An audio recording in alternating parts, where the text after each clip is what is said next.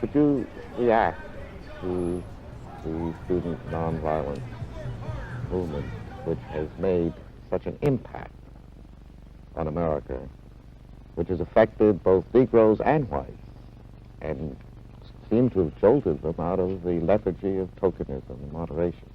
How do you account for this? Well, of course, one of the things I think that happened, Ken, really, is that in the first place, the Negro has never been as docile as white Americans wanted to believe. That was a myth. We were not singing and dancing down the levee. We were trying to keep alive. We were trying to survive a very brutal system. The Negro has never been happy in his place. What those kids, first of all, prove, they prove that. They come from a long line of fighters.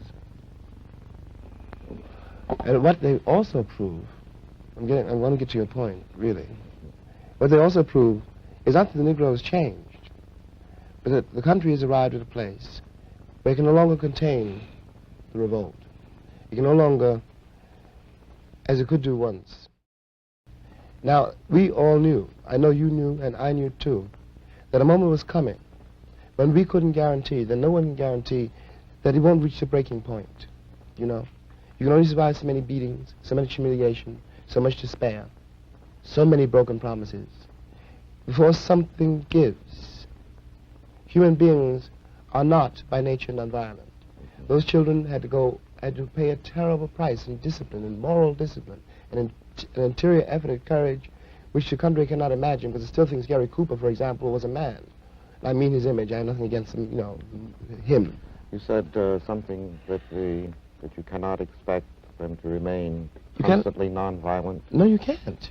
You can't. And furthermore, there were always, these students that we're talking about, a minority. The students we're talking about, when I was in Tallahassee, there were some students protesting. But there were many, many, many, many more students who had given up, who were desperate, and whom Malcolm X can reach, for example, much more easily than I can. What do you mean? When Malcolm tells them, What Malcolm tells them, in effect, is that they should be proud of being black, and God knows that they should be. And that's a very important thing to hear in a country which assures you you should be ashamed of it. Of course, in order to do this, what he does is destroy a truth and invent a history. What he does is say, you're better because you're black. Well, of course, that isn't true. That's the trouble.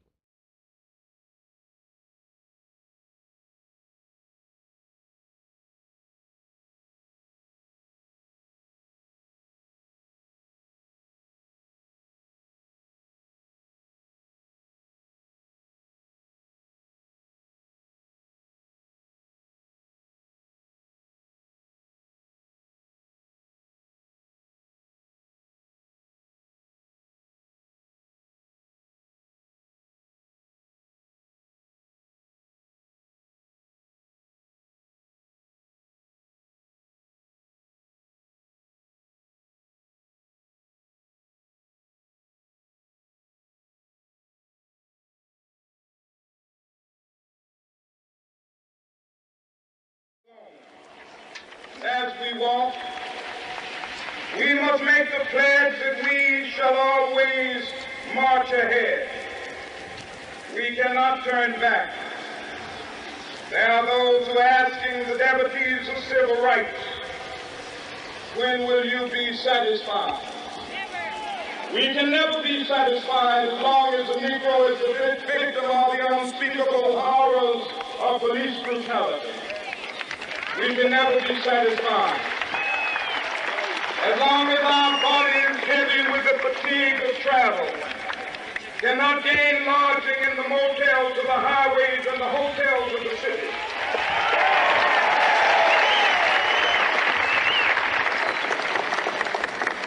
We cannot be satisfied as long as a Negro in Mississippi cannot vote and a Negro in New York believes he has nothing for which to vote.